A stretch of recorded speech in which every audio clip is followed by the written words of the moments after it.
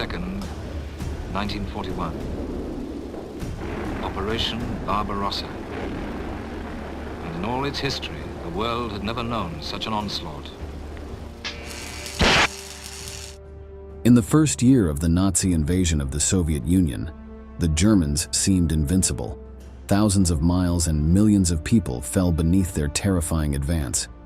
Joseph Stalin knew he had to revamp his strategies, or risk being completely annihilated. It was for this reason that in late 1941, he decided to allow the women of his nation to enlist in the Red Army. In the blink of an eye, his forces had swelled dramatically, with defenders filled with patriotic fervor, eager to drive the Nazis from their land. One of the most celebrated female units of the war was the 1077th Anti-Aircraft Regiment, made up almost entirely of girls little more than teenagers. Their baptism of fire occurred in the infamous Battle of Stalingrad. Facing terrible conditions, completely outnumbered and out-equipped, they knew that only by fighting bravely could they defeat their enemy. If they failed, a tragic end awaited them and the entire city. Today, in this new episode of Military History, we will tell you all about the 1077th Anti-Aircraft Regiment and the brave defenders of Stalingrad. To talk about the actions carried out by these bold women, we must first put into context how the battle for this city came about. On June 22, 1941, Adolf Hitler ordered the start of the massive invasion of the Soviet Union in what was known as Operation Barbarossa. Millions of men, trucks, tanks, and planes crossed the border that separated previously conquered Poland from Joseph Stalin's country in a gigantic offensive. The Soviet leader, although he suspected that the Führer was ready to attack, failed to prepare his defenses. In just a few months, German soldiers advanced thousands of kilometers of Russian steppes, destroying all defensive positions that stood in their way. They brought death, not only to combatants but also to civilians. Hundreds of villages were burned down, often along with all their inhabitants.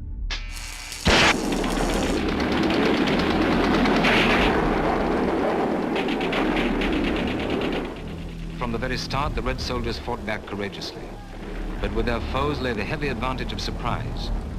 Against flamethrowers, against the best trained and most experienced fighting force in the world, this first resistance could be but short-lived. The German operation had three objectives. To the north, the important city of Leningrad was to be captured. Not only was this a major industrial center, but it would also provide them with vital naval bases for their operations in the Arctic Ocean. Towards the center of the Soviet Union, Nazi troops would head for Moscow. Needless to say, what effect this would have on the defenders if this city fell into Hitler's hands. For the German leaders, taking the capital would almost mean final victory. Finally, the objective in the south was the fertile fields of Kyiv, which could feed the German troops, and the oil fields of the Caucasus. This material was vital for the operation of vehicles, so taking it from the Soviets would put them practically out of action. The initial victories of the Nazis seemed to indicate that they would have no problems in achieving their objectives. Despite the impressive number of Red soldiers they could send to the battlefield, the equipment and training of Stalin's men was obsolete compared to the German one. They fell in large numbers, and the mighty Soviet Union was on the verge of collapse before the end of 1941. Stalin and his generals knew that action had to be taken quickly to prevent destruction. Officers were instructed to increase discipline in the divisions to prevent unauthorized retreats. Anyone who fled risked being shot by his own comrades. Heavy industry, located mostly in western Russia, was moved eastward behind the Ural Mountains to prevent it falling into enemy hands. But precautionary measures were not enough. Action was also needed. One decision that would prove to be key was to allow women to be enlisted in combat units. The Soviet female population had from the beginning insisted on their right to fight the enemy, but they were only given support jobs. They were mostly nurses, although there were also administrators, cooks, and drivers. However, the rapidity at which Red Army soldiers were falling led to a reconsideration of this policy. Immediately, the numbers of the forces increased greatly, filling up with women eager to drive the Nazis from their nation. One position that many of them chose was that of a sniper. Their bodies were generally smaller than their male comrades, making them harder to spot. They were also said to possess more patience than their male counterparts, which is a very important virtue for this type of role. Some of them, such as Lyudmila Pavlichenko, became figures in Soviet propaganda, encouraging soldiers and civilians alike to continue resisting. Units were also created almost entirely made up of women. One of these was the 588th Night Bomber Regiment, which terrorized the invaders with its biplanes. As its name indicated, they conducted most of their operations in the dark of night. The Germans were unable to see them, but they could hear the whistling sound their aircraft made. They caused such great fear in the Nazis that they nicknamed them the Night Witches.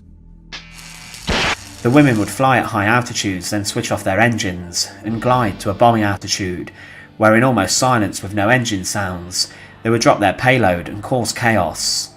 They were like ghosts, and they would cause a lot of confusion amongst the Germans. These are just a few of the best-known examples of female fighters, but there were many more. It is believed that around 1 million of them enlisted in the Red Army when they were allowed to do so. All the measures taken by the defenders caused the German advance, at first seemingly impossible to stop, to begin to be resisted. Almost none of Hitler's objectives were achieved.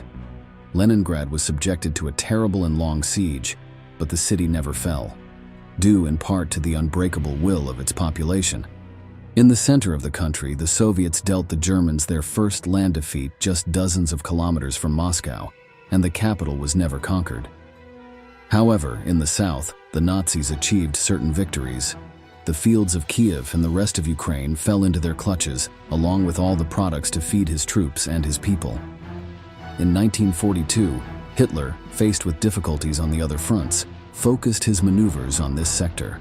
The main objective remained the oil wells of the Caucasus, but the Führer added another target, Stalingrad. Almost more out of whim than military strategy, the Nazi leader wanted to take the city that bore his rival's name no matter what the cost. He knew the symbolic value it would have, and the morale blow it would cause to the defenders. So he divided his efforts in two directions, one that would continue towards the Caucasus, while the other would move towards the city. Joseph Stalin was also aware of what the conquest of this place would mean, so he ordered tremendous efforts to be made to prevent it. Stalingrad became the point where life or death for the Soviet Union would be decided. A huge propaganda campaign was used to fill the defenders with patriotic fervor and to motivate the civilians of Stalingrad to help in the war effort. Everything was in place for what promised to be one of the most decisive battles of World War II. On August 2, 1942, the German 6th Army, tasked with this operation, crossed the Don River, establishing a large beachhead on the opposite bank. From there, German divisions advanced toward the Volga River, where Stalingrad was located. A few days later, units of the 14th Panzer Corps made a surprise and dangerous crossing that caught the defenders off guard. The Soviet 62nd Army, positioned just outside the city, found itself surrounded by its enemies. Its soldiers were now isolated, unable to make contact with the rest of their comrades inside. Meanwhile, the attackers now had a direct path into Stalingrad. German forces mounted up and resumed their advance, certain that the lightly defended city would fall quickly as squadrons of German Stukas and Heinkel bombers droned overhead to smash the city to burning ruins. The Germans were emboldened by their progress. Following Hitler's orders, they advanced at a good pace towards the industrial sector of the city. The 16th Panzer Division, under the command of General Hans Valentin Hube, managed to gain ground quickly, moving ahead of the infantry units. But this proved to be a grave mistake. The foot soldiers had been acting as their support, and they were now left behind. When the tanks reached the Stalingrad tractor factory complex, they were unexpectedly attacked by a terrible and inexhaustible high-caliber fire. Within minutes, several of their tanks had been destroyed. Because of this unexpected offensive, Hube had to order a halt to their advance until he could analyze the situation. The Nazi general thought he had come across a Soviet stronghold. Dozens of units concentrated on the defense of a single position. But to his dismay, it was only one group. It was the feared 1077th Anti-Aircraft Regiment of the Red Army. They had already seen action, guarding the skies over Stalingrad against German aircraft. But now, their guns had been repurposed for tank clearance, as anti-tank equipment was in short supply. To rub salt into Hube's wounds, most of the 350 volunteers who made up the regiment were women, many of them recent high school graduates. Their average age ranged from 18 to 26. They formed 5 battalions, each with 3 batteries of 437mm and 85mm guns. In total, 60 artillery pieces defended this important sector of the city against the German advances. They had no infantry support, so they had to fill those roles themselves, even if they were not properly trained. The smaller caliber guns did not cause serious damage to enemy tanks, but other light vehicles were torn to shreds under anti-aircraft artillery fire. The position where the women were located was well protected, so the German shots did not cause many casualties, unlike the Soviet shells. Dozens of Nazi battleships were annihilated. Hube had to ask for help from his headquarters. Men, mortars, tanks, and Stuka bomber planes were moved to this sector of Stalingrad to eliminate the women of the 1077th Regiment.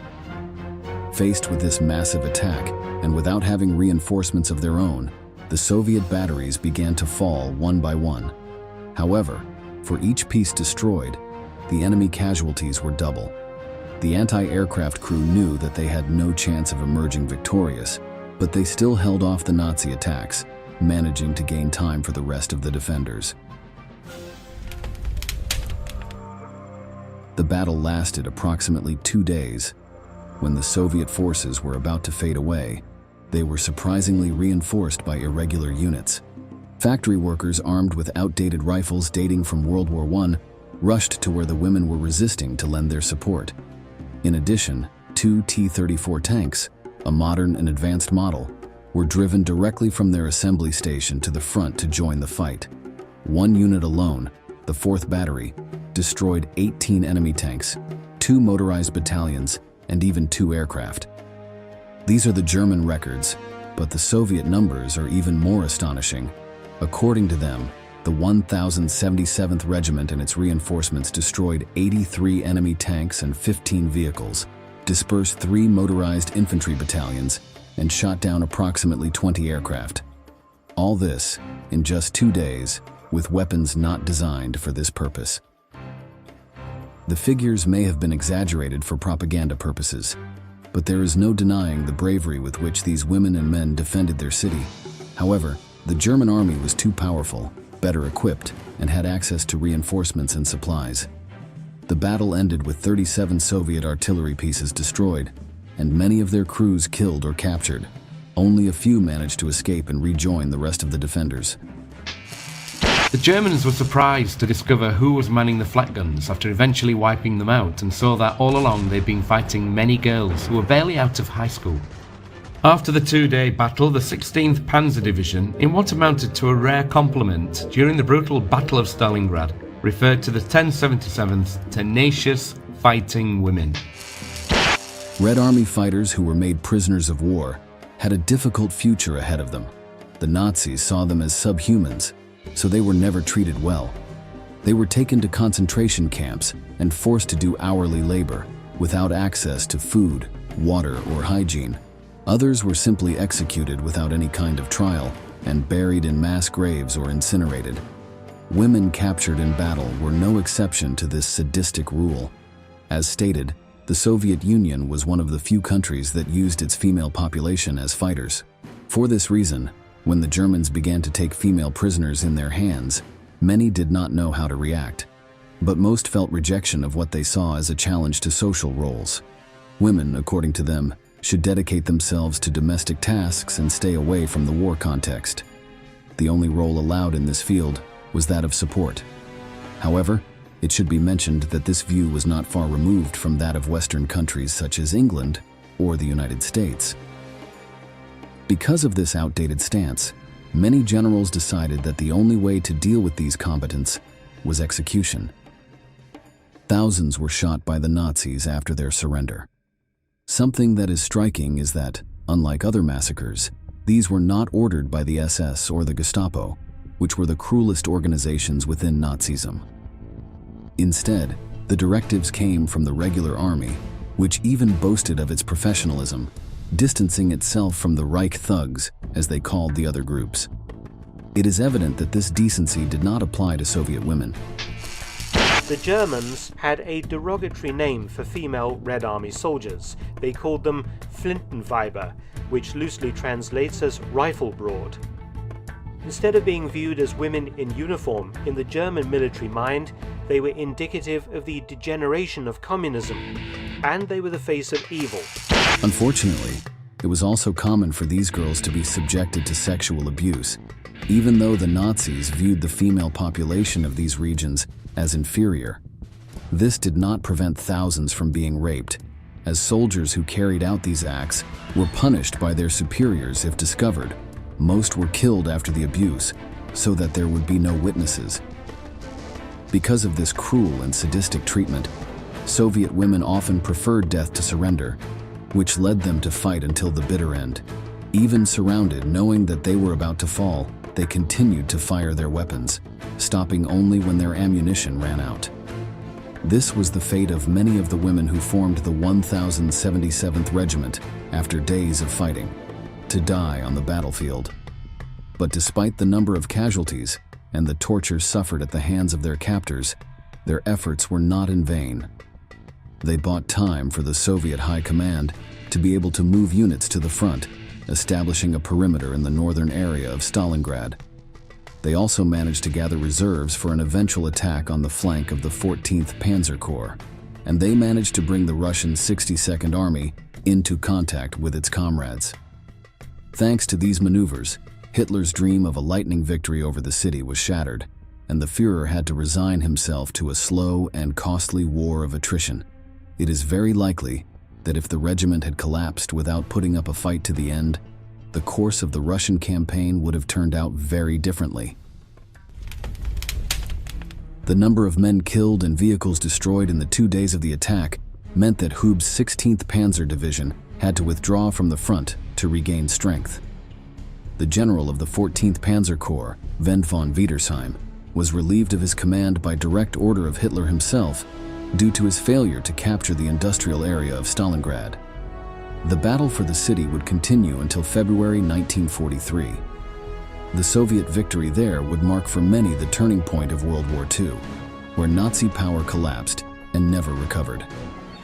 Despite the casualties suffered here, the 1077th Regiment received reinforcements and continued its actions against the German invasion until the surrender of the latter in May 1945. It is no exaggeration to say that a significant part of this defeat was thanks to the brave action of the volunteers of this unit. We have reached the end of the video, and we want to ask you, what other women do you know who have marked the course of a war? Leave us your answer in the comment box below, and do not forget to subscribe to our channel to learn about many more military events that left their mark on history.